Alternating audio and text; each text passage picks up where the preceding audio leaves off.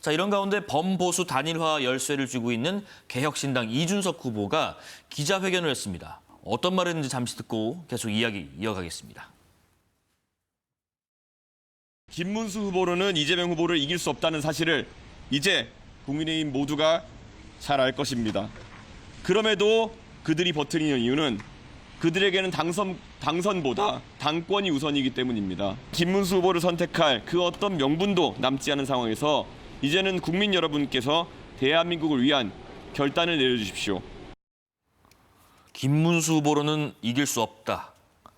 이게 직접 사퇴라는 표현을 쓰지는 않았습니다만은 사실상 사퇴하라는 건가요? 이준석 후보 입장에서는 예. 이제 3등 후보이기 때문에 1등 후보에 대한 집중적인 공격이 있을 수밖에 없는 거고요. 1등 후보와 견줄 수 있는 사람은 2등이 아닌 바로 3등이 나야라고 하면서 본인이 맞상대 급을 올리려는 이제 그런 전략을 할 수밖에 없는 거죠. 더군다나 지금 단일화에 대한 데드라인이 사실상 내일이라고 보고 있는데 오늘 아니면 내일이죠. 그렇게 보고 있는 상황이기 때문에 이준석 네. 후보 입장에서는 현재 두 자릿수를 이제 지지율을 얻은 상태란 말이에요. 근데 여기서 중요한 게 뭐냐면 세 후보가 모두 두 자릿수 지지율을 얻고 있습니다. 근데 대체적으로 보면은 45대 40대 10 정도 되는 건데 과연 10 정도 지지율을 얻는 후보한테 40 정도 지지율을 얻는 후보가 가는 것이 과연 단일화의 효과를 가질 수 있는 거냐. 그리고 또 하나 지금 이준석 후보 같은 개혁신당의 의석수가 3석입니다. 3개의 이제 의석을 가지고 있는 아주 꼬마 초미니 정당인데 만약 이 정당에서 정권을 창출한다 그러면은 과연 18명을 국무위원을 바로 임명을 해서 국정 운영을 정상화시키고 현안들을 해결해야 되는데 과연 3명의 의석밖에 없는 그런 정당에서 18명의 국무위원을 과연 어떻게 채울 것이냐. 즉 국정을 실제로 운영할 수 있느냐 이런 문제까지도 지금 판단을 유권자들이 하게 되거든요. 그렇기 때문에 지금 이준석 후보가 가지고 있는 저 말은 굉장히 용감하고 패기 있다라고 평가를 할 수 있겠지만 현명한 유권자들 입장에서는 이준석 후보가 괜찮은 미래 지도자감이다. 젊은 정치인이다라고 평가는 거기서 머물 수밖에 없을 것이다. 저는 그렇게 봅니다. 당선된다 하더라도 수권 정당의 능력을 갖추고 있느냐까지 보고 있을 것이다라는 의견 주셨는데 단일화 관련 여론조사 하나 볼게요. 앞서 중앙일보 마찬가지 의뢰로 갤럽이 조사한 여론조사입니다.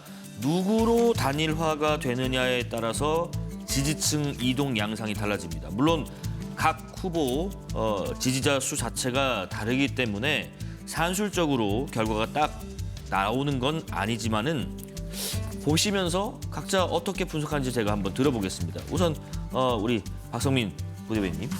그러니까 사실 이게 지금 보면 단일화에 대해서 국민의힘이 목을 매는 이유는 사실 이준석 후보와 김문수 후보가 합쳐진다, 단일화를 한다라고 했을 때 고스란히 그 지지층이 그러니까 쉽게 말하면 1 더하기 1은 2가 되는 상황을 상정하고 단일화에 대해서 계속 얘기를 하는 겁니다.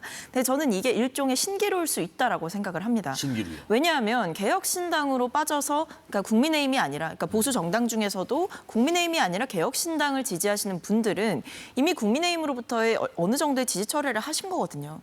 근데 이 상황에서 이준석 후보가 김문수 후보랑 합친다라고 했을 때에는 사실 개혁신당의 지지층이 오히려 국민의힘에 투표할 동력이 더 사라지는 결과가 나올 수가 있는 겁니다. 그래서 이 단일화 자체가 1+1은 2가 되는 단일화가 아니라 1+1 했는데 오히려 -1이 되는 결과가 나올 수도 있는 거죠. 그러니까 국민의힘 입장에서도 마찬가지일 겁니다. 국민의힘 지지층 분들 중에서도 이준석 후보와 손을 잡는 것, 예를 들면 이런 정서가 있을 수가 있는 거예요. 윤석열 전 대통령을 향해서 그렇게 공격했던 인사와 단일화를 한다는 것이 말이 되느냐라는 식의 비판이 있을 수가 있는 거거든요. 네. 그렇기 때문에 이런 식으로 지지층이 서로 어떤 공통적인 공통분모가 굉장히 없는 상황 속에서 단일화를 추진한다라고 하는 것은 결과적으로 봤을 때 이게 어떤 정책적인 노선의 차이를 뛰어넘어서 계엄에 대한 입장의 차이, 탄핵에 대한 입장의 차이가 존재하는 정당이기 때문에 이 둘의 화학적인 결합은 사실상 실패하는 단일화일 가능성이 높다라고 보고 있습니다.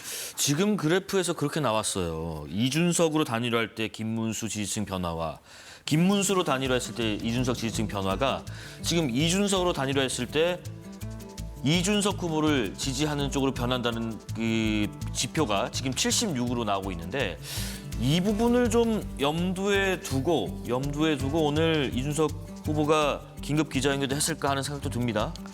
아마 그렇지 않을 거고요. 이 여론조사 결과를 기다렸다가 하지 않았을 것 같고 아마 오늘이 이제 사실상 방송 토론 세 번째 마지막 이제 방송 토론이라 보니까 본인의 마지막 결기를 보여주기 위해서 기자회견을 좀 준비했던 게 아닌가 싶은 생각이 들고요. 지금 이 여론조사 방식 보면 아까 제가 말씀드렸다시피 이게 지금 전화 여론조사 방식이더라고요. 네네. 그렇다면요, 통화를 할 때 상대 질문자가 가정에 의해서 즉답을 요구하는 이런 상황이 되면은 이게 그 가정에 순응하게 되는 맞춰가게 되는 그런 응답률이 높게 나올 수밖에 없습니다. 따라서 이게 좀 과연 이 조사가 굉장히 정확하다 볼 수 있느냐 그런 의문을 기본적으로 제기할 수 있고요. 아까 제가 말씀드린 것처럼 대체적으로 이제 대세에 순응하는 응답자들이 전화 응답자의 다수를 차지하기 때문에 이게 무슨 말이냐? 결국은 이재명 후보를 지지한 사람이 응답자 수가 많을 수밖에 없다는 거예요. 그럼 이재명 후보를 지지한 사람 입장에서는 김문수 후보보다는 이준석 후보한테 단일화 되는 게 아무래도 이재명 후보가 당선될 가능성이 훨씬 더 높겠죠. 그렇기 때문에 지금 응답자 자체가 아마도 민주당 또는 이재명 후보 지지자가 좀 더 많았기 때문에 이런 결과가 나온 게 아니겠는가. 역선택의 어떤 효과가 아니겠는가 그렇게 생각합니다. 뭐 여론조사는 전문기관이 했으니까 정확하겠습니다만은 이걸 어떻게 해석할지에 두고 여러 의견이 있을 수 있다는 말씀이신 것 같아요.